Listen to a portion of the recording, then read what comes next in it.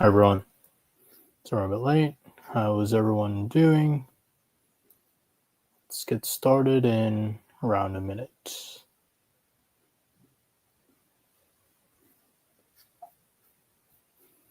Feel free to let me know where you are joining from while we wait to get started.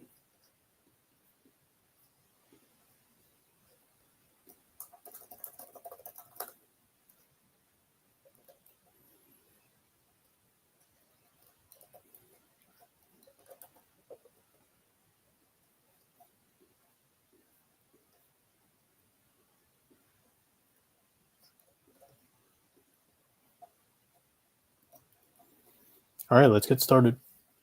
Does anyone have questions? If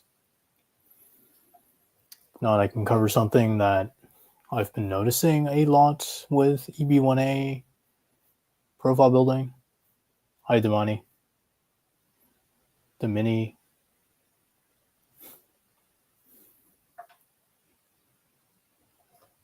But yeah, I can just cover something that I have noticed about EB-1A profile building. A lot of people come to me with the question of, do I qualify for EB-1A? That's not really the question to ask. The better question to ask is whether you have a strong argument for EB-1A, and this applies to O1 as well. But for EB-1A, it's, do you have a strong argument for the claim that you have risen to the top of your field? Yeah, you can unmute. This is a live stream. But yeah, so with that claim in mind, your job when profile building is to come up with the evidence that strengthens this argument, because by applying for EB-1A, you are essentially claiming that you have risen to the top of your field. Now, how you make that argument for your specific profile based on your specific background depends on a couple of factors. First is your industry, and you'll have to explain, based on your industry, how you have risen to the top of your field within your specific industry. And a lot of that will come down to the contextual evidence you present to show that amongst the top professionals in your specific industry, you have risen to the top of that group of top professionals and professionals in general for your industry. Something else to consider in making this argument is what have you done through your work that makes you a top professional? So what kind of significant outcomes have you created that on their own show that you have risen to the top of your field? So that is where the concept of an anchor criterion comes into play. So for making the argument that you've risen to the top of your field, usually top professionals claim leading or critical role or original contributions. Now, in making the argument that you've risen to the top of your field, usually strong profiles tend to show strong evidence for leading a critical role, that you play some sort of leading role within a top US company, or some sort of critical role within a top US company, or that you have done something that has influenced the field. And the reason why these two criteria are usually the focus for an anchor criterion is because they tend to involve the strongest evidence that supports this claim that you have risen to the top of your field. So just keep that in mind when profile building for EB-1A. It's not about whether you currently qualify or not. It is more about whether you have a strong argument for whether you have risen to the top of your field. And in making that argument, you're going to have to first list out the evidence that supports your claim. And then you're also going to have to explain the evidence that you have presented. Because without sufficient explanation, someone who is not in your field who has never worked in your field is probably not going to fully understand the claim that you're making, that you're risen to the top of your field, because you haven't defined that for your specific field. What does it mean to rise to the top of your field within your specific industry? That is something you definitely have to cover as well. But yeah, that's something I've noticed. It's a very common question. Anyone have questions?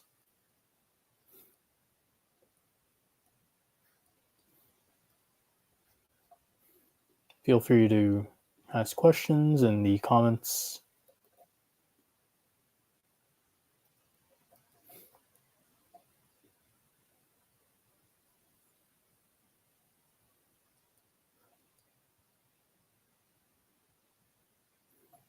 I can also briefly go into my newsletter resources. So a lot of you probably already know this.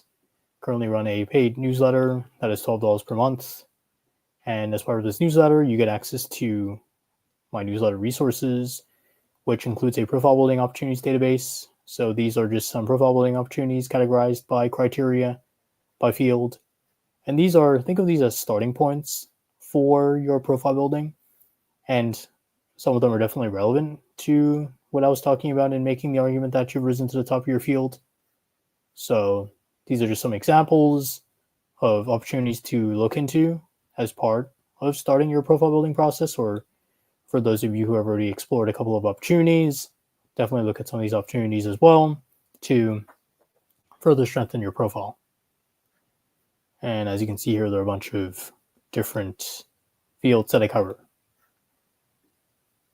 I also go into AAO decisions. These are USCIS appeals decisions that go into USCIS's initial reasoning for denying an EB-1A or NIW or EB-2NIW or O1 petition. So these decisions give you a glimpse into how USCIS thinks about EB-1A, NIW, EB-2NIW, and O1.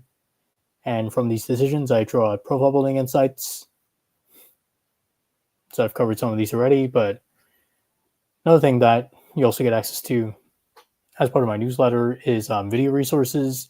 These are recorded conversations with EB-1A recipients where I ask questions that a lot of you ask me, such as how to claim leading a critical role, how to find references, how to ask references for reference letters, how to present strong evidence for leading a critical role. These are the kinds of questions I get all the time. And I've asked these questions and have had EB-1A recipients answer these questions based on their own profile building and then eventual approval. And outside of this, I also run a private group. So right now there are quite a few professionals in that private group, and everyone's working together, which is a great thing to see, because with profile building, if you want to make progress faster, you definitely want to be working with other profile builders to look into opportunities. And it also can help to show that you are working alongside other top professionals. That could be seen as a form of recognition as well, that you are a top professional because you are working with other top professionals on specific activities. So the most common example is probably speaking alongside other top professionals in conferences or working on papers with other top professionals. That kind of evidence can be indicative that you've risen to the top of your field, or at least contribute to that argument. But yeah. And you also get access to more newsletter posts as a paid subscriber to my newsletter that help you build the right mindset to build a strong EB-1A profile. And this also goes for NIW and O1 as well. Although with NIW, things are more discretionary, so it's harder to say what a strong profile looks like right now, but there are still ways to strengthen your NIW profile. But Vinod asks how to make argument comparing with others. Well, it differs by field, but usually you have to first understand what some of the top professionals in your field are doing, and then think about how you compare to them. So if you want to show that you are in the ranks of top professionals, perhaps you can show prestigious opportunities that you have gotten, or that you made it through a very selective application process for a certain opportunity, like a membership organization or a conference speaking, like conference speaker process, showing that you stood above other top professionals for some sort of opportunity, that can help as well. And you also want to contextualize the claims around the significant impact you have made. That can play a big part in leading a critical role, original contributions for leading a critical role. If you state certain significant outcomes, then you want to provide some context around those outcomes. Why are those outcomes considered significant within the field? That's something you can also talk about for making the argument that you have risen to the top of your field compared to other professionals in your field. Zamini asks, do some fields or domains have it easier? Example, fashion models, since they have media coverage. I haven't really seen this at all. Not also, I mean, I guess certain fields have more advantages than others. For example, if you're a researcher, you probably have a strong claim for authorship if you've already authored a lot of articles. But I don't think certain fields or domains are favored. It's just more about showing that you've risen to the top of your field, and that's possible for any kind of field or domain. What are the approximate costs of applying for EB-1A, including profile building with you? So right now, I just share resources through my paid newsletter, which is $12 per month. And then you can also schedule profile building calls if you're interested. For those I do, depending on what you need right now. So feel free to message me for more details on that. In terms of applying for EB-1A, so there are government filing fees. I don't know what they are off the top of my head, but outside of that, if you choose to work with a lawyer, it really depends on the lawyer. Anyone else have questions?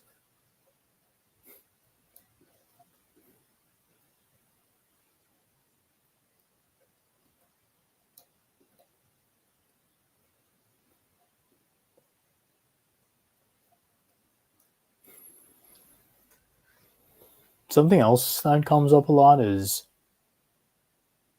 or at least what I've seen, is people seem to think that certain activities will somehow automatically guarantee a criterion or even automatically guarantee EB-1A. You don't want to think like that. You're trying to make an argument for how you've risen to the top of your field.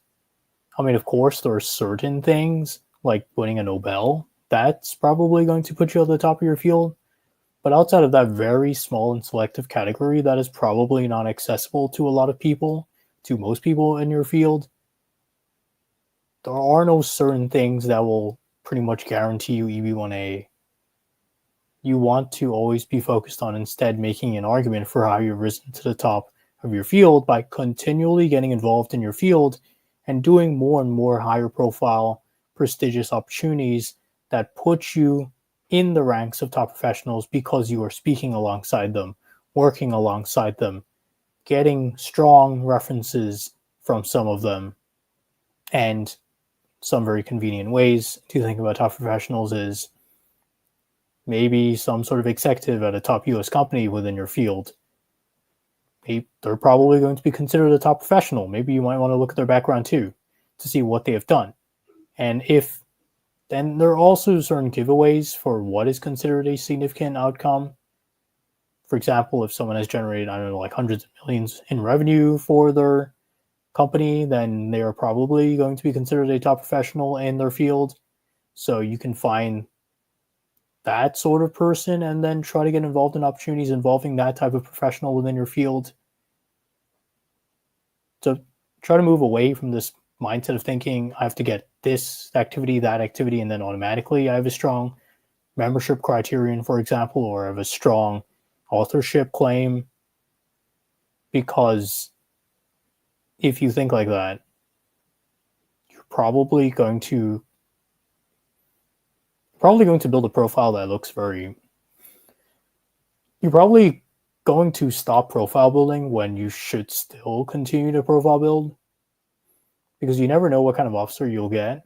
And if your officer applies a very high final merit standard, for example, then your profile might fall apart in final merits.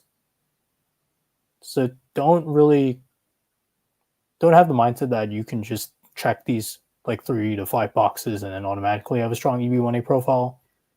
Instead, you want to be the kind of person who continually tries to advance the argument that they've risen to the top of their field by taking on more and more prestigious opportunities. Anyone else have questions?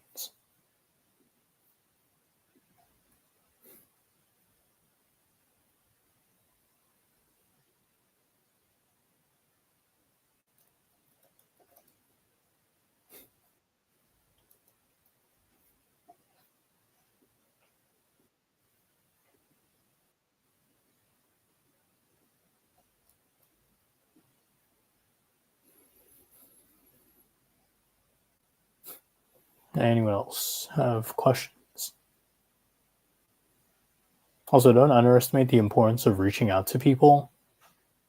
You're going to have to be doing a lot of outreach when profile building for EB-1A. Mostly to first understand what it means to be a top professional in your field. You want to be reaching out to other top professionals in your field, or at least people who you think are top professionals in your field, to learn about how they're getting involved in your field. By doing that, that is how you get a better understanding of what kind of opportunities are out there for you to showcase your expertise. Talk to more top professionals, understand how they're getting involved, and then get involved in those same opportunities to showcase your expertise and then advance the argument that you've risen to the top of your field. Repeat this process with as many top professionals as possible and go higher and higher up the ranks until you get to some of the very top professionals in your field. Then try to get those opportunities too. That is one way to build this argument that you've risen to the top of your field. Just keep finding more and more top professionals in your field and identify those opportunities that they have taken on and get involved in those very same opportunities. And of course, this varies across industries. Some industries are more focused on research. Some industries are more focused on membership and conferences. Some industries are more focused on just conference speaking. And that is what the top professionals in that field are doing. It highly depends on your industry. There's no one-size-fits-all solution. It's not like if you magically join this one particular organization, you will automatically meet the membership criterion and be able to significantly advance your argument. That is, unless that opportunity is highly selective. But even then, you shouldn't be relying on that kind of approach to build towards EB-1A. You should always be instead thinking in terms of how can I keep strengthening my argument? How can I keep strengthening final merits? Also, just because you meet 3 criteria does not mean you automatically have a strong case. You're going to want to have an anchor criterion for your case that is either going to be leading a critical role or original contributions, sometimes both. Because final merits is where you're going to have everything examined, and if you don't have an anchor criterion, it's likely that the officer is just going to conclude that even though you meet 3 criteria, you haven't shown sustained a claim, you have not shown that your achievements indicate that you've risen to the top of your field because all you did was peer review some journals and then alter some articles, maybe get a bit of media coverage here and there, but none of that in total shows that you've risen to the top of your field. And then that's completely possible. Getting published in, say, some not very well-known journals, judging some not, peer reviewing some not very well-known journal papers, that could meet the authorship and judging criteria at a plain language level. It's possible to get those criteria granted. And then maybe you get some media coverage here and there and some not so well-known media outlets that could also help you get the media coverage criterion. Unlikely, but possible. So that's 3 criteria. But you could still get denied on final merits because, stepping back, none of what you've presented actually advances the argument that you've risen to the top of your field. Any sort of professional in your field could have done those exact same things. So that's something else to keep in mind. 3 criteria and you can still get denied, because final merits is also where you need to be putting in a lot of effort. And if you are a top expert or one of the top experts in your field or are a top professional in your field, you should be fine with doing more activities to strengthen final merits. It's just going to be a process of finding those prestigious, higher profile opportunities to showcase your expertise. And if you can't, then maybe you might want to question whether you can even make the claim that you've risen to the top of your field. But if you are one of the top professionals at the top of your field, then it's just a matter of finding those opportunities, doing outreach, and applying for opportunities as they come up. Anyone have questions?